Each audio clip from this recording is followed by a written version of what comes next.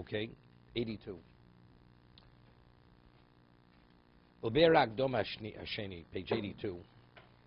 To verify the second proof that there is a creator, because nothing comes about by itself. What was that? Anything which ends has a beginning, right? Anything which is finite, as it ends, it begins somewhere.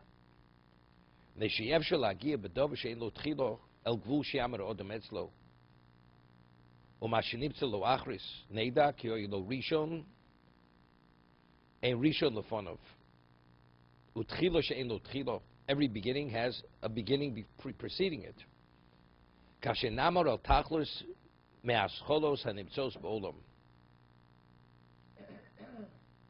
He says, when we observe the effects of the causes of that which exist in the world, it has something which preceded it, and whatever that was, nothing preceded it. It's a beginning which did not have a beginning. Because if you say it began, that means there was a beginning. That means there was something which preceded it. It began. So what was before it began? That means, okay. Okay, I think we're just going to skip this. It becomes a little tedious. Let's go to Vav, page 84.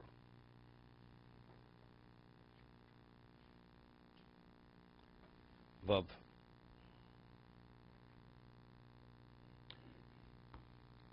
How could we utilize, he says, the premises which we mentioned to verify that there's a creator? When we gaze upon this world,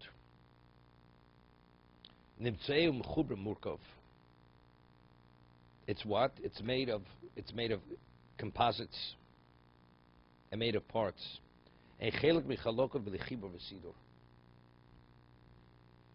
Right?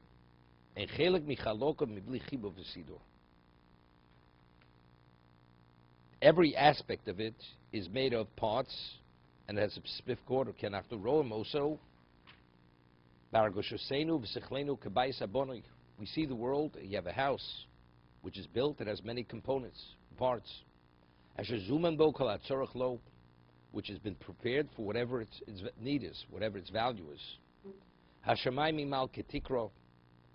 The heaven above is like the roof or the ceiling. And the earth is spread out, says, as a carpet. The stars in heaven are set in a pattern like candles to illuminate.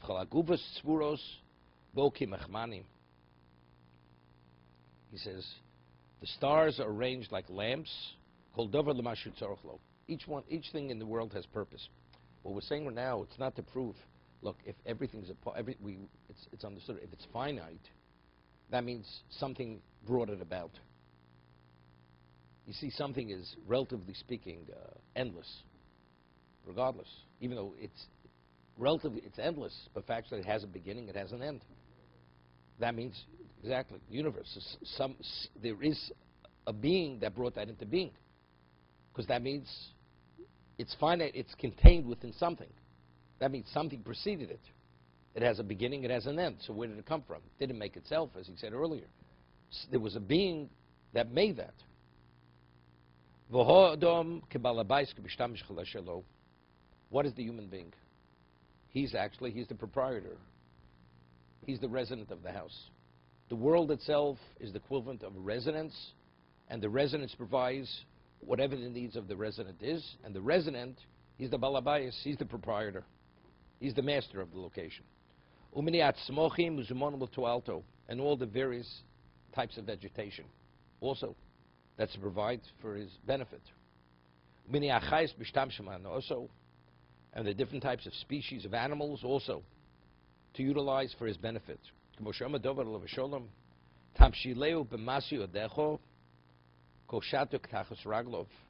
will dominate them through your handiwork, Koshato tachsrak, they will always be under your feet. Man, it's very good with the Malbim I mentioned. Right? What is a hide? A hide, you step on a hide. That's why shoes, we spoke about chalitza, the woman taking off, the widow taking the shoe off the surviving brother. What is a leather shoe? When you wear shoes which are made of leather, what does that demonstrate? Your dominance over the animal. The animal is not your equivalent. You have a right, because the world was created, the animal is there to accommodate whatever your needs may be. As long as you're not wasteful. You're not permitted to be wasteful. But if it's something which has value to you, you're permitted. You're permitted to kill the animal for its meat, for its hide, for whatever else may be. Tsona va'alofim kulam v'gam sodoi. All sheep and cattle, also the beasts of the fields.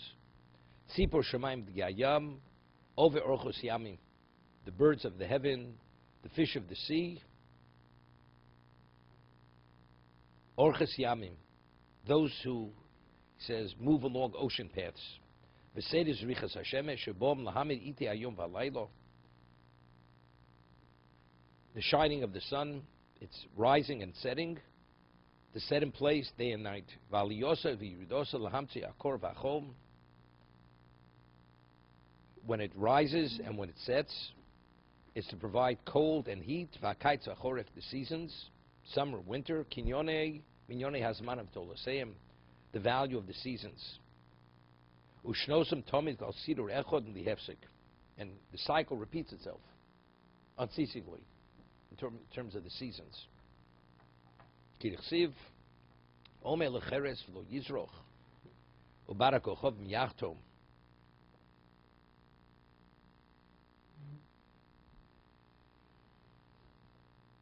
Ome lecheres lo yizroch, who commands the sun and does not shine, who blocks off the stars, who make it dark, it is night. Ksiv toshes choshech v'loilo, you extend darkness and it's night. V'siba galgalim ashiknuosam ischalfos. Talking about the circuit of spheres and the various orbits. Sheknuosam ischalfos v'akochom mazolos al hanoga b'shoeres mishkol b'chuvam, meaning the rotation of the earth. Lo yizach lo yishtane. V'akavona b'chol zeh mimenu. He says, what is the intent? Kavonas toelas takon al-medabrim. All this is to provide benefit for the species that speaks, for the human being. Everything is to provide, to accommodate the needs of the human being. Everything was made beautiful in its time. Gamis olam, nosem belibom. He has also set the world in their heart. Omar lakol zman veis lakol chayfetz tachas hashamoyim. It's interesting. I once mentioned, we find that when Kodesh Baruch says to Avram he's going to have a child, it says he took him outside and he told him to look at the heavens.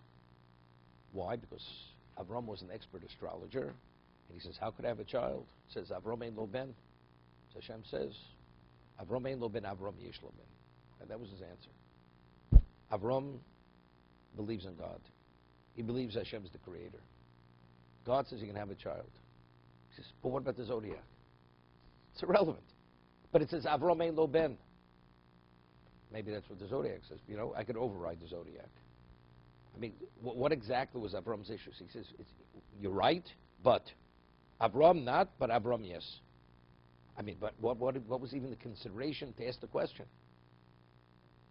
And then when he said, he believed, when he believed Hashem was considered righteousness.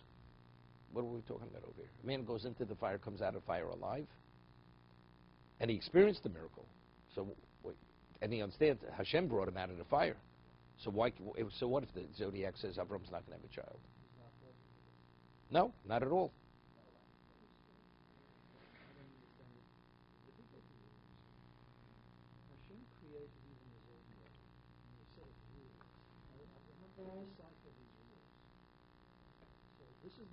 So Hashem says, I'm overriding the system. Right now it's not.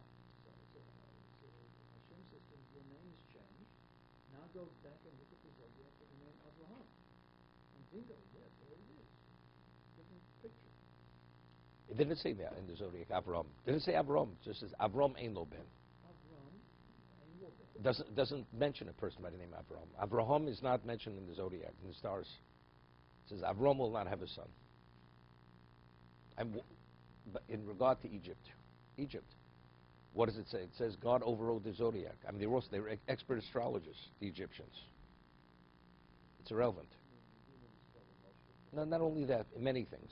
It says HaKadosh Baruch Hu Meshadid Mazolos. He overrode the zodiac.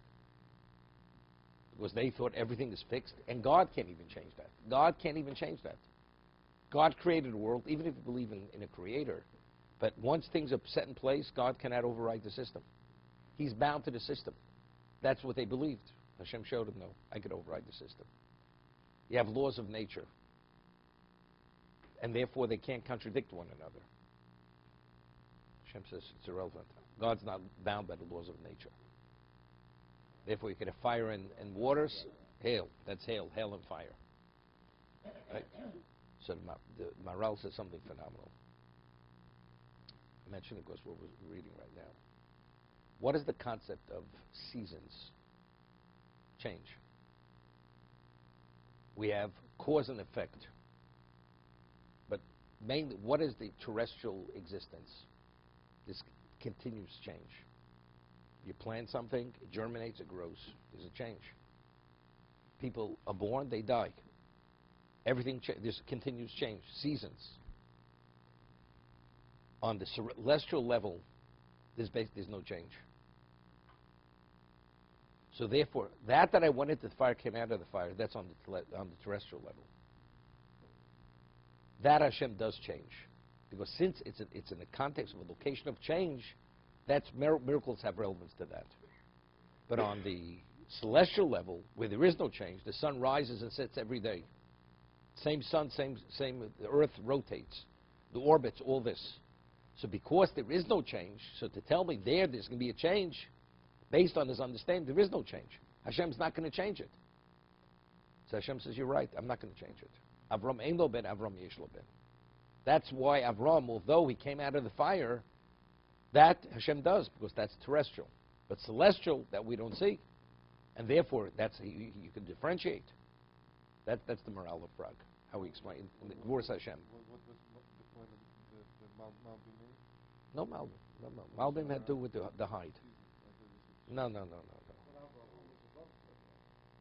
Whatever way you want to learn it. And that's why, because he's not mentioned. That's Ein Mazel Yisrael. Jew is not bound. What? Okay. We're not saying God can't do it. Doesn't he? But Mitzrayim also did it. What about the sun, right, set early by Yaakovino in Har Moriah?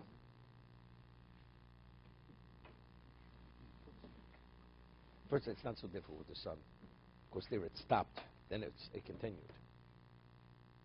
Anyway, it moves. It stopped over there. He had... No, everybody. It got dark earlier. Not an eclipse. Later, when he came back, he had to be healed. So the sun stayed out longer to make up for the time that it set earlier.